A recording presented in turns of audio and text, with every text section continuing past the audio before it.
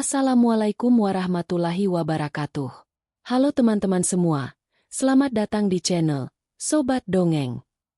Di sini, kita akan bersama-sama menyelami cerita rakyat Beritan, sebuah desa yang menyimpan kisah-kisah misterius, legenda penuh hikmah, dan dongeng turun-temurun yang hampir terlupakan. Setiap ceritanya bukan hanya sekadar dongeng, tapi juga cermin nilai-nilai kehidupan, keberanian, cinta, dan pengorbanan. Jangan lupa untuk klik tombol subscribe, aktifkan lonceng notifikasi, dan bagikan video ini supaya lebih banyak orang mengenal cerita rakyat Beritan yang penuh makna dan keajaiban. Siapkan hati dan imajinasi kalian, karena kali ini kita akan mendengarkan cerita yang tak pernah pudar ditelan waktu. Di sebuah desa di pinggiran kota, berdiri pondok pesantren Darul Falah. Pondok ini dikenal luas sebagai tempat menimba ilmu agama dengan disiplin tinggi. Di antara para santri, ada seorang anak yatim bernama Raffi. Raffi baru berusia 15 tahun. Ibunya sudah lama wafat. Ayahnya meninggal ketika ia masih kecil. Sejak itu, Raffi diasuh oleh seorang paman yang hidup serba kekurangan.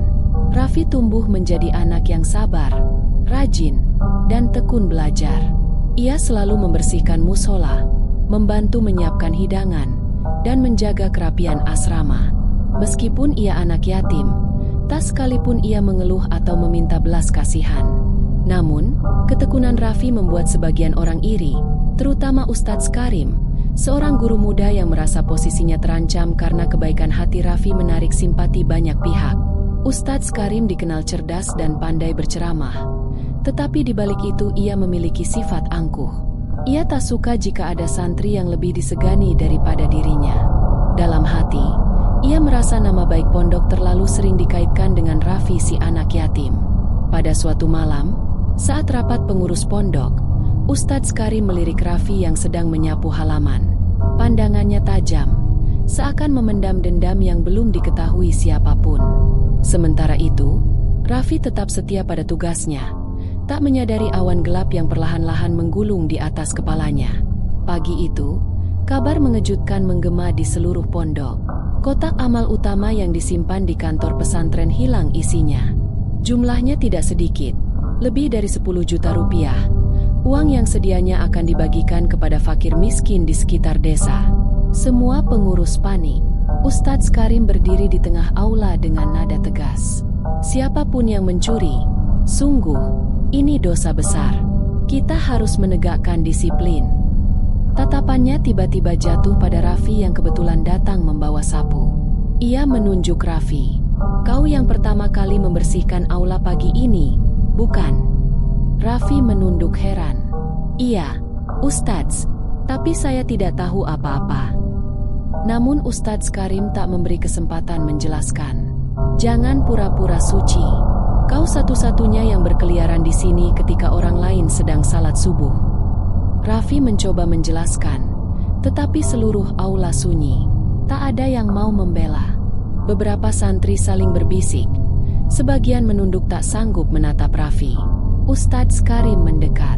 "Kau anak yatim. Kau pikir dengan air muka suci itu kau bisa mencuri dan tak ketahuan? Kami tidak akan diam." Tanpa pembuktian, Raffi divonis sebagai pencuri. Pengurus pondok pun menyerahkan keputusan akhir pada Ustadz Karim. Hari itu juga, Raffi diusir dari pondok. Ia hanya membawa kantong plastik berisi 2 potong baju lusuh. Hujan turun deras, membasahi tubuhnya yang gemetar. Malam pertama di luar pondok, Raffi duduk di serambi masjid desa. Perutnya kosong, tak ada yang memberinya tempat berteduh. Ia hanya bisa menangis pelan sambil berdoa. Sementara itu, di dalam pondok, Ustadz Karim mulai merasa menang. Ia tersenyum kecil saat melihat santri lain makin segan padanya. Namun, ada santri bernama Rais, sahabat Raffi, yang diam-diam mencurigai bahwa tuduhan itu fitnah. Malam itu, Rais teringat betapa Raffi selalu berhati-hati menjaga kebersihan aula. Ia mulai berpikir untuk mencari bukti kebenaran. Hari berganti, kabar pengusiran Raffi menyebar ke kampung sekitar. Beberapa orang mulai meragukan kebenaran tuduhan itu. Raffi sendiri semakin lemah. Ia jatuh sakit karena kehujanan dan tak makan berhari-hari. Di pondok, kotak amal yang lain mendadak ikut hilang. Tapi kali ini, semua orang terlelap ketika kejadian berlangsung. Rais makin yakin, pencuri sesungguhnya bukan Raffi. Di waktu yang sama, Ustadz Karim mulai bermimpi buruk. Ia melihat api yang membakar pondok, suara tangisan yang menyeramkan, dan wajah Raffi menatapnya penuh kecewa. Pada malam Jumat, peristiwa aneh terjadi. Petir menyambar pohon besar di samping pondok, menimbulkan kebakaran hebat. Api menjalar cepat, melalap aula utama dan asrama. Para santri panik. Dalam kepungan api, Ustadz Karim jatuh pingsan. Saat diselamatkan, semua orang menemukan sebuah kantong kain lusuh di dekat ranjang Ustadz Karim. Ketika dibuka, isinya uang amal yang selama ini hilang. Suasana hening. Mereka semua saling menatap. Kebohongan Ustadz Karim terbongkar di hadapan semua saksi. Ustadz Karim siuman di tengah kerumunan. Melihat kantong uang itu, wajahnya pucat pasi. Ia tak sanggup bicara. Seorang pengurus pondok berdiri di hadapannya dengan suara bergetar. "Jadi semua ini fitnah? Kau yang menyembunyikan uang?" Ustadz Karim menangis, memohon ampun, tapi lidahnya keluh. Malam itu juga, ia jatuh sakit keras, demam tinggi, matanya nanar. Api berhasil dipadamkan, tapi aula pondok sudah menjadi arang. Santri-santri menunduk. Mereka sadar, fitnah telah membawa azab. Keesokan pagi, kabar kebenaran sampai ke telinga Raffi.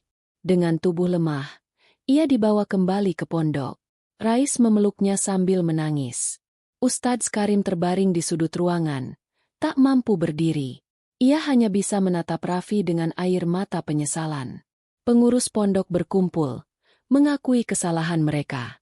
Mereka meminta maaf pada Raffi, berjanji akan memperbaiki keburukan yang telah terjadi.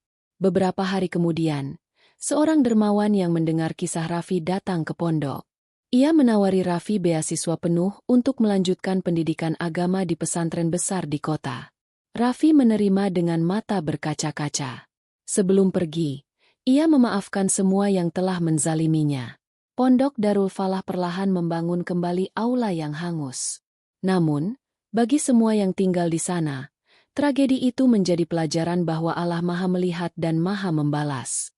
Raffi pun pergi dengan langkah ringan, menyimpan luka yang perlahan berubah menjadi kekuatan. Terima kasih sudah menyimak kisah hari ini dari Cerita Rakyat Beritan. Semoga cerita ini bisa menjadi pengingat, pelajaran, dan juga hiburan untuk kita semua. Kalau kalian suka dengan cerita seperti ini, jangan lupa like, tulis komentar di bawah tentang cerita rakyat yang ingin kalian dengar selanjutnya, dan subscribe supaya tidak ketinggalan kisah baru setiap minggunya. Sampai jumpa di episode berikutnya, dengan cerita-cerita lain yang lebih seru, lebih misterius, dan lebih menyentuh hati. Wassalamualaikum warahmatullahi wabarakatuh.